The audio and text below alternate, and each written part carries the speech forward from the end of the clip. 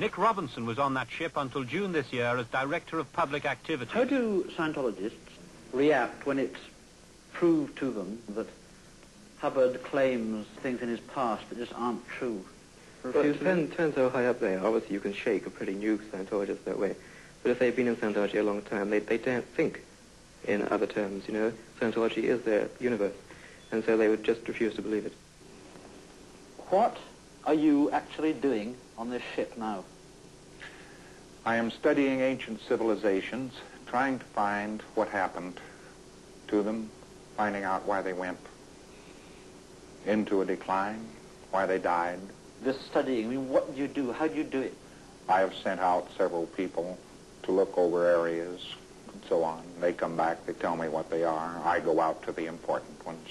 Well, the way Hubbard did his research, so far as we could see, was to scout around the islands and the coastline of the Mediterranean and see what it suggested to him, you see. He was supposed to have total recall of past lives. This past life thing goes right through Scientology. So it's a pretty important thing to establish, you know. And one incident which he described at the party following his return was that he had docked at Sardinia. And 2,000 years ago, according to him, he had been the commander of a fleet of war galleys in the Mediterranean. And he had had an affair with the priestess of the temple on Sardinia. And he used to make assignations with her by a secret tunnel into the temple. It was all beautiful Rider Haggard stuff. And, well, at the island, he made a little plasticine model of the secret entrance and sent his troops around to scout around for it. And there it was, lo and behold, it was a stone which resembled the model. And they thought, well, this is the entrance.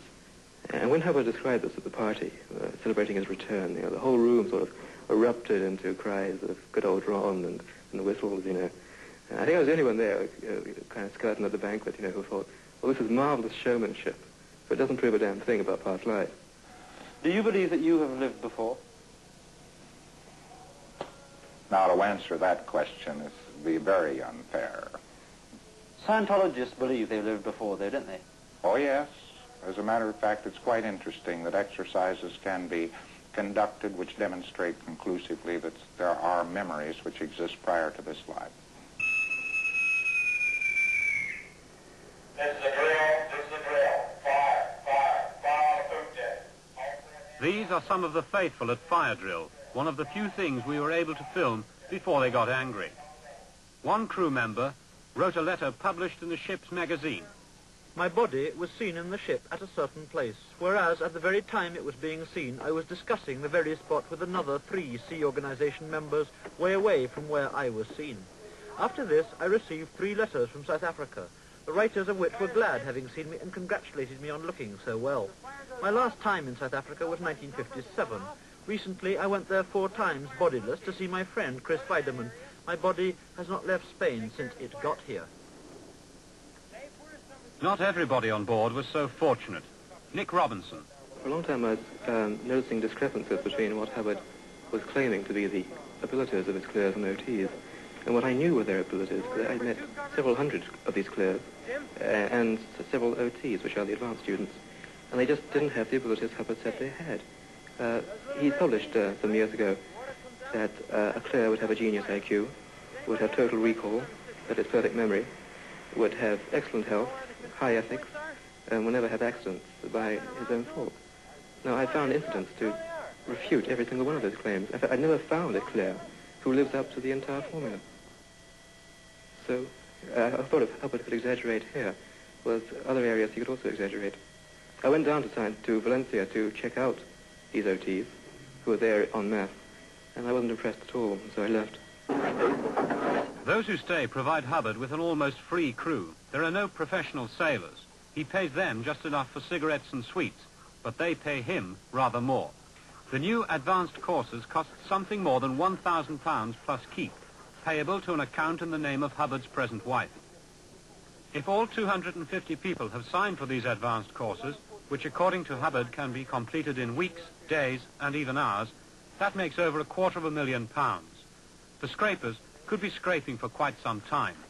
They've been asked to sign a contract for 1 billion years. You say that you have retired from Scientology. You're now on a very smart and splendid ship. Well, what are you doing on this ship? I don't think the Labour government ought to know this because they don't approve of loafing, but I'm loafing. What are you just loafing on? On what proceeds? Where did you get all the money to loaf? Well, one tends to overlook the fact that all during the 30s and actually during the late 40s, I was a highly successful writer, and that a great many properties and so on accumulated during that period of time. Is that really where the money for all this comes from? Yes, yes. One of the things... It doesn't come from the Scientologists at St. Hill. No, the Scientologists at St. Hill, as a matter of fact, I wish I had the bill here to show you, but we added up over the years what monies I had loaned organizations and what monies of mine personally, royalties and so on, had been collected by Scientology organizations, and the amount of money paid out for research, and it amounts to $13 million. That's a fantastic sum of money. Because the other thing that we hear about are things like Swiss bank accounts, the Pictet Bank, that kind of thing. And there's a great temptation to believe that your yacht and the standard of life to which you're now accustomed is paid for by Scientologists in England. The amounts of money in Switzerland are minimal. Very small amount of money in Switzerland. Why do you have Swiss bank accounts? I don't have Swiss bank accounts. There is a bank account in Switzerland. I don't know how much money is in it, but not very much.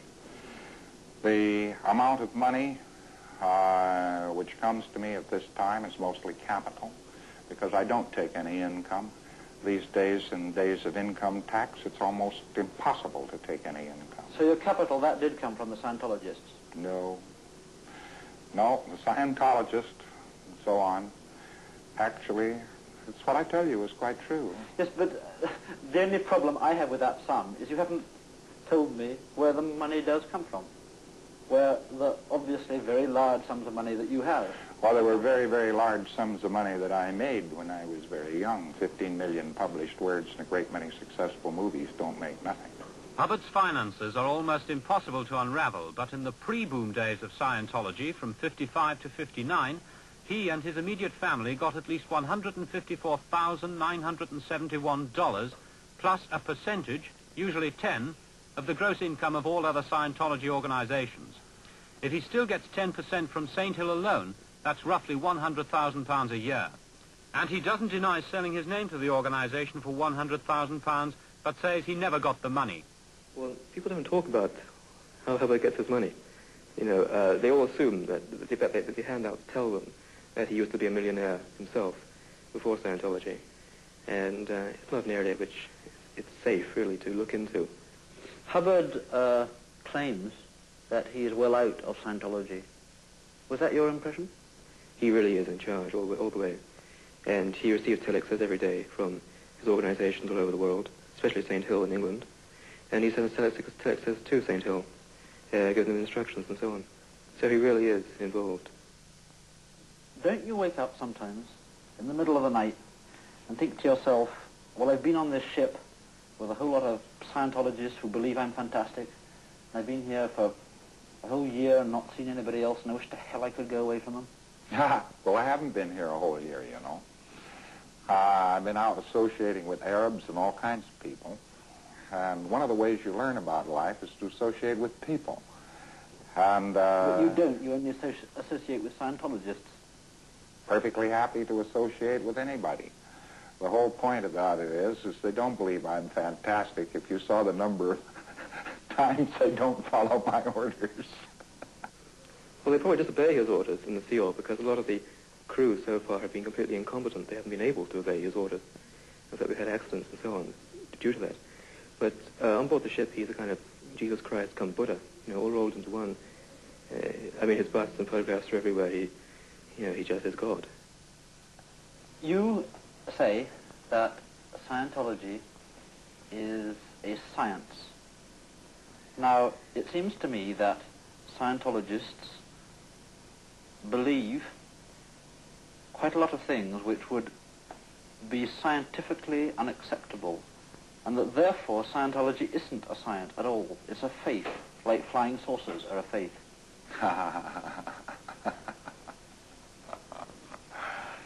A science is something which is constructed from truth on workable axioms. There are 55 axioms in Scientology which are very demonstrably true. And on these can be constructed a great deal. But there are also a lot of things that aren't true. Not necessarily aren't true, but aren't usual. They found something that works, you know, in a kind of psychological wilderness elsewhere. And they've also been fired with a tremendous ambition, because there's nothing too ambitious for Scientology. They seriously hope to eventually take over the galaxy. You think that you're okay, huh? Well, I don't know that I'm okay any more than anybody else is okay, but I at least live a happy life and a very full one. I have a happy marriage, and my kids are all cheerful, and I'm not, nobody's finding any fault with me, personally. Do you ever think that you might be quite mad? Oh, yes. The one man in the world who never believes he's mad is a madman.